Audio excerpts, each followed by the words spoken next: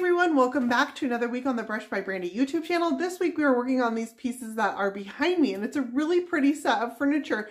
Now when I got these, they didn't actually need that much work on them, so we're actually going to do a little mini makeover this week. How to just spruce up your furniture when it doesn't need to be completely overhauled, but you just want to update a little bit. And that's exactly what these pieces needed. They were in really good condition, they're really well made, the finish was actually really pretty. So I didn't need to completely overhaul them, but I do just want to spruce them up a little bit and make them look brand new. So that's what we're going to do. We're going to use a little bit of paint, a little bit of glaze, a little bit of waxes, just some of these accent products that can come together and update a piece of furniture. So stick around and let's see how these come into a new life with just a little mini makeover. Here's where I started on these pieces. I picked these up off my local Facebook marketplace and I loved the overall finish of them. It was beautiful, but you can notice it's kind of uneven and I felt like it needed just a little bit of freshening up, but I want to keep the original look to them. You notice how the existing finish is just a little bit splotchy, so I love the existing look, but I just want to give these a little bit of freshening up. I gave them a light scuff sanding because the overall surface was a little glossy. And then I'm going to take my closest color paint, and this is from Rust-Oleum. It's one of their metallic paints in kind of a champagne gold color. And I went ahead and brushed this in line with the graining on the wood. This piece has a little bit of deep wood grain in it, and by brushing in line with the grain, I'm going to make sure that it gets into all that wood grain. I'm going to use a little bit of water to help it find those deep crevices in the grain as well. But you can see there's no need for me to strip this finish or take it off or anything. I just did that light scuff sanding with a 220 grit, and then I can go ahead and brush on a fresh coat of paint. And this is going to just freshen up that overall look, but keep the same finish on the furniture. Once I've got my paint all brushed into the wood grain, I'm going to go ahead and brush this directionally. Now, metallic paints are kind of funny because they do catch the light every which direction. They're very reflective. And so I'm going to make sure that I brush it in the same direction once this is all done. So all my brush strokes are nice and long, even and linear, and they're all running the same direction. This way it looks nice and consistent when my paint dries. Now that I've got that top done, I do want to go ahead and brush the same paint finish onto all the sides. So I'm going to do the same thing, brushing it on using a little bit of water if necessary. I don't want my brush to stick on the surface. And so wherever it's not gliding, I'm just going to use a little bit of water to help lubricate the surface. I'm going to brush my same metallic paint over the entire surface of the piece, and then when it's complete, do the same thing and come back and brush all my brush strokes nice, long, even, and linear, and going in the same direction so they all catch the light the same.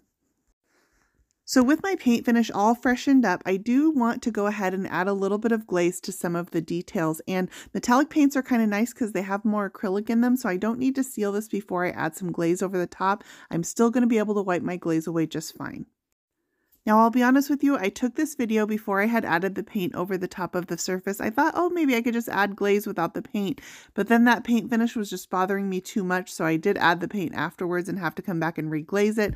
So my video shows the body before it's painted, but I want to show you guys the process of the glazing. So I'm going to go ahead and use a small artist brush and just paint this glaze over the top of the entire medallion. Once I've got all those cracks and crevices covered in the glaze, it says set up for just about a minute or so, and then I'm going to come back and wipe away all of my excess using a dry clean rag. This glaze is going to sink into those low points, and it's going to help accentuate these medallions and really make them stand out a little bit. When they're painted in just the body color, you kind of don't have as much definition for them, so this is going to add that definition, that little bit of shadowing that makes them stand out against the body color. I'm just using my finger inside the rag to wipe away as much as I can, as much area that I can get to, and anything else I'm going to leave. I want a little bit heavier glaze on this. The other option is I can come back with a wet wipe afterwards and really clean it up, but I actually want to leave more glaze on this than less. If you're doing glaze over a chalky finish paint, I do recommend sealing before you put the glaze on because it will be harder to wipe back on that chalky finish, but this metallic has a nice finish on it. So now that all my medallions are glazed, I want to go ahead and add a little bit of shadowing to some of the edges of this. And I'm going to use my glaze for that also.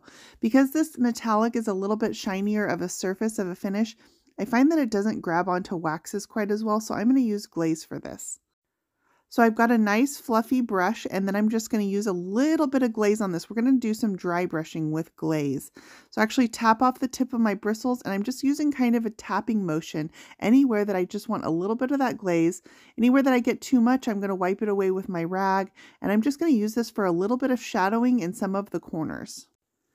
Dry brushing with glaze is a great way to add a little bit of emphasis anywhere that you want it. And you can kind of play around with this until you get a feel for it. The tapping is what worked best for me versus like a swirling. But play around with your brush while your glaze is still fresh. As long as your surface is sealed or has this metallic paint on it, you can wipe it away if you feel like you make any mistakes. With all of my glaze dry, I'm going to go ahead and add a little bit of gilding wax. This is redesigned with Prima Decor Wax, and the color is called Eternal. It's a nice rich gold, and it's going to be a nice contrast against this champagne metallic body color. With my decor wax on, these are ready for clear coat. I am going to go ahead and spray the clear coat on these. You also could brush or sponge it on, but since I have my sprayer out and available, I'm going to go ahead and spray these in 2 coats of clear. These pieces are complete, so overall this was a really pretty quick makeover, and they kept their same original feel and finish, but it's just got a huge freshening up and modernization, and now these finishes are ready to go on for a whole second life. I hope you guys enjoyed this process. If you did, click that subscribe button. You guys can find links for everything I use in the description for this post. As always, you can find more Brush by Brandy on Facebook, Instagram, Pinterest, and YouTube, and on my website at brushbybrandy.com.